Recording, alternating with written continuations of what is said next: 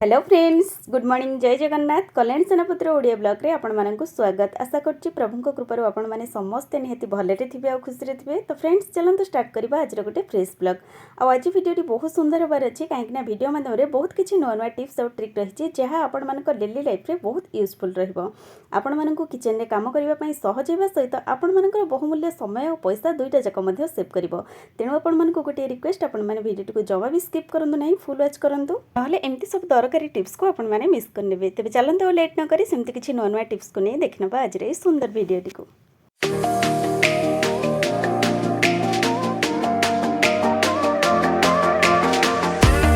तेबे सबुदिन परी video start करिया पूर्व आपण मानक से गोटे रिक्वेस्ट जदि भी कही है आपण मानक भितर चैनल रे नुआ अछंती प्रथमे पाखरे थिबा बेल आइकन को प्रेस करी चैनल को सब्सक्राइब कर नियंतु जा द्वारा वीडियो रो प्रथम नोटिफिकेशन आपण मानक पाखरे पहुंचबा और आपण मानक रे टिके टिके सपोर्ट मते आगो को जीवा को निहाती मोटिवेट करिवो बा मो पई आशीर्वाद भली निहाती काम दबो।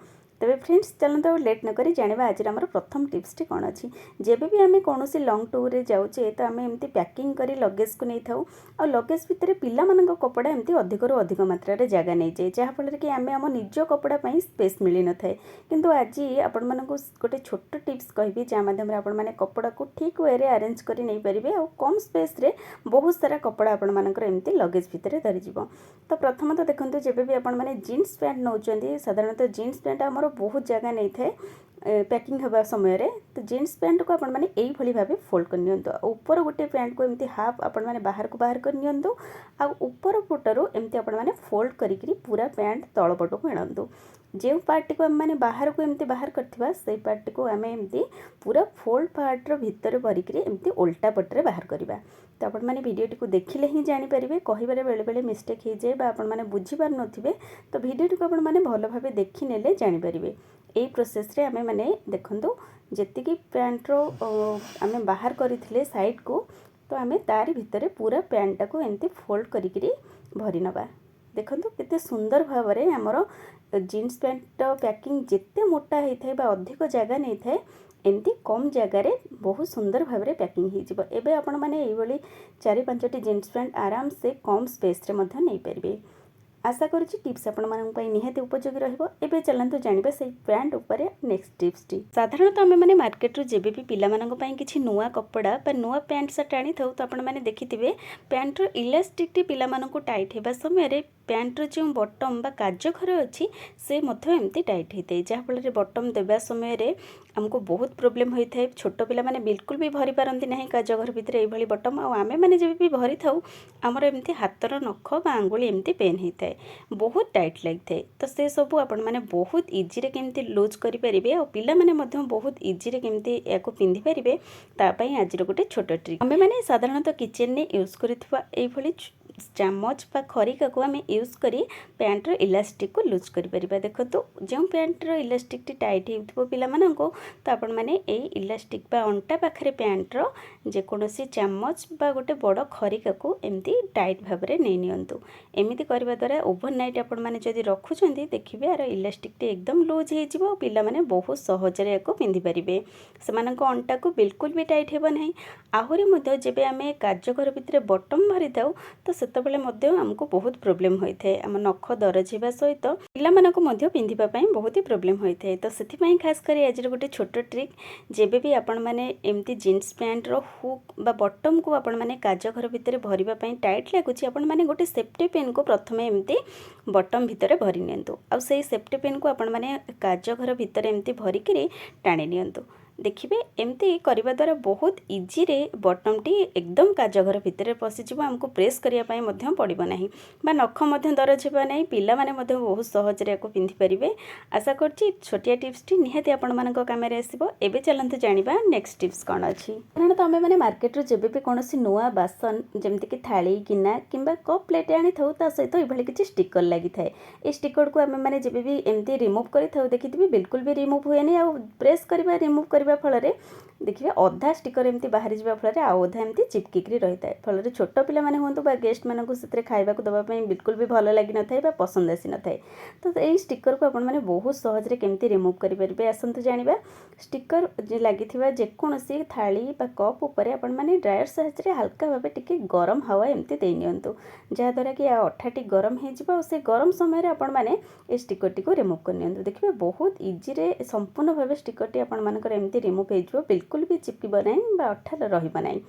तो आशा करुँची टिप्स आपण मानक निहाती उपयोगी रहिबो। एई प्रोसेस को अप्लाई करी आपण मानकर थाली गिना किंबा कप प्लेट रु आपण माने एभली स्टिकर को रिमूव करि परिबे। आहुरी मध्य आमे माने मार्केट रु जेबे भी नुआ कोनोसी कप सेट बा प्लेट एमती आनी थाउ देखिथिबे किछि दिन यूज करि सरिबा परे बहुत जल्दी कप रो एभली हैंडल गुडी को भांगी जाए किंबा कप टी किछि गरम जिंस एमती हठात भरिबा समय रे कप रे फटा दाग बा क्रैक एमती आसी जाए जहाँफल कि आम कम समय ये जिनस को यूज कर किंतु आज आपण मैंने गोटे सुंदर टिप्स कहबी जहाँ मध्यम कि आपण मैंने कप गुड़ी को बहुत लॉन्ग टाइम पर्यंत यूज करेंगे। कप रो ये लीड बा कप रो हैंडल बिल्कुल भी छाड़ब ना कि कप रे जिते भी आपण मैंने गरम जिनस ढालतु कप आपण मानकर केबे भी फाटिब नाही। तो सेथिपई आपण मैंने कप गुड़िक यूज करने पूर्वर ए टिप्स टी को निहाती भाव अप्लाई करंतु। तो सबुतक कप को आपण मैंने गोटे बड़ थाली किंबा प्लेट रखी नियंतु ताको आपण मैंने 5 ରୁ 10 मिनिट एमती डीप फ्रीजर भितर रखी नियंतु।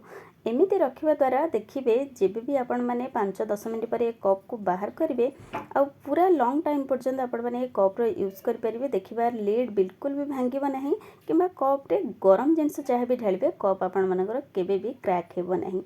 तो आशा करुँची सबू गृहिणी मानक पई टिप्स निहाती लाभदायक रहिबो। एई भली छोट छोट जिनस को आपण माने बहुत लॉन्ग टाइम पर्यंत यूज करि परिबे और यार हैंडल गुडी को मध्य एमती बहुत स्ट्रांग हे जिवो जहाँ फल कि एटा केबे भी आउ कप रो छाड़िबो नाही। आशा करुँची टिप्स आपण मानक पई निहाती उपयोगी रहिबो। एबे चलंतु जानिबा नेक्स्ट टिप्स कोन अछि। प्रथमतः मुझे गोटे छोट गिना और ता सहित 4-5 पाखुड़ा रसुणर आवश्यकता अच्छी। रसुण को आपण मैंने डायरेक्ट छेचिकी यूज करेंगे नचेत एमती गोटे ग्रेटर साइज ग्रेट करदे जहाँद्वारा कि रसुणटी एकदम बारीक गुंड हो। एवं बारीक गुंड रसुण सहित आम मैंने कोलगेट टूथपेस्ट को ऐड करवा। टूथपेस्ट आपण मैंने बहुत कम परिमाण रे यूज करेंगे जहाँकि आम समस्त घरे अवेलेबल रोचे एवं ता सहित आम 2 ରୁ 3 ଚାମଚ विनेगार मिसेइबा। एबे ए सॉल्यूशन रे आमे माने 2 ରୁ 3 ଚାମଚ अटा गुंड मध्य मिसेइबा। ए सबू को आमे मिसेइकिरे गोटे गोल तैयारी करि नबा जेमति कि आमे रोटी बनेबा पई अटा को चकड़ी थाउ। एबे ए अटा को आमे माने एमति छोट छोट गुळा करि नबा। तो आपण मैंने भावुवे गुड़ा को आम मैंने केउठी यूज करवा। ये आमर बहुत दरकारी सॉल्यूशन टी जहाँकि प्रत्येक रोषे घरे प्रत्येक गृहिणी मान किचेन रे आवश्यकता रही। मैंने साधारणतः आम मैंने किचेन को जिते भल से क्लीन कले किचेन भीतर को असरपा झिटिपिटी केउठी ना केउठी एमती आसी जाती। गोटे असरपा बा झिटिपिटी आसवा फल देखिए धीरे धीरे से वंश विस्तार करनी सब जिनस को एमती नष्ट कर दिखती। पुणी आमर काम बढ़ी जाए सप्ताह थरे 2 थर एमती किचेन को पूरा क्लीन करने। तो आपण मैंने ये टिप्स को निहाती भाव अप्लाई करंतु।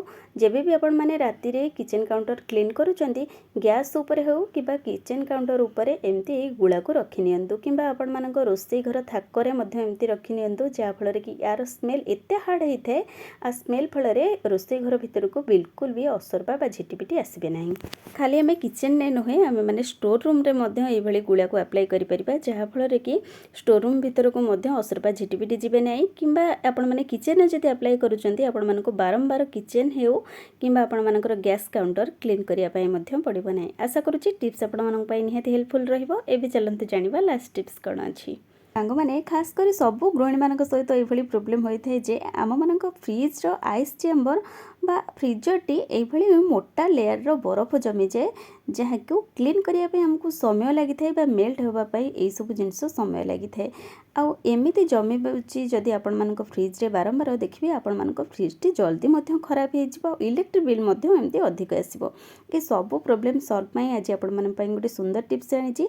जेबे भी आपण माने फ्रिजर को क्लीन कर गोटे फ्रिजर ड्र उपर ये गोटे जरी रखी नियंतु बा पॉलिथिन एमती भरी नियंतु। देखंतु मोटी आपण मान सहित शेयर करछि पॉलिथिन रखिथिबा जगार बिल्कुल भी बरफ जमीनी आउ अलगा चारिपटे एमती जमी जाइछि किंबा आपण माने फ्रिज को जेबे भी क्लीन करूचंदी क्लीन कर सारिबा परे फ्रीजर बॉक्स भितर अल्प किछि मात्रा रे लूण को स्प्रेड कर नियंतु। लूण एमती पकेइबा द्वारा देखिबे जहाँ भी किछि बरफ होइतबो सेटा जल्दी मेल्ट हो जिवो। आ जदि क्लीन करिकरी एमती लूण आपण माने पकाउछन्ती आपण मानको चैम्बर रे एमती बिल्कुल भी बरफ ऊपर एमती जमाटो बांधिबो नाही। तो निहाती भावे आपण मानन ए प्रोसेस को ट्राई करंतु। आपण मानको बिल कम आसीबो, फ्रिज मध्ये खराब हेबो नाही। पुरी मध्ये सब बेले चेष्टा करंतु फ्रिज रे जेबे भी किछि खाइबा जिंस स्टोर करूछन्ती खाइबा जिंस को एकदम कवर करिकरी आपण माने फ्रिज रे स्टोर करंतु, जहा फल रे आपण मानको इलेक्ट्रिक बिल कम आसीबो। आशा करूची आज रो छोट छोट टिप्स माध्यम रे जदि आपण मानको वीडियोटी पसंद आछि वीडियोटी को लाइक शेयर सहित भलो कमेंट दियंतु। चैनल ले नथिले चैनल को सब्सक्राइब करंतु। पुणी देखा किछि नवा नवा टिप्स सहित नेक्स्ट वीडियो रे। रहूची बाय।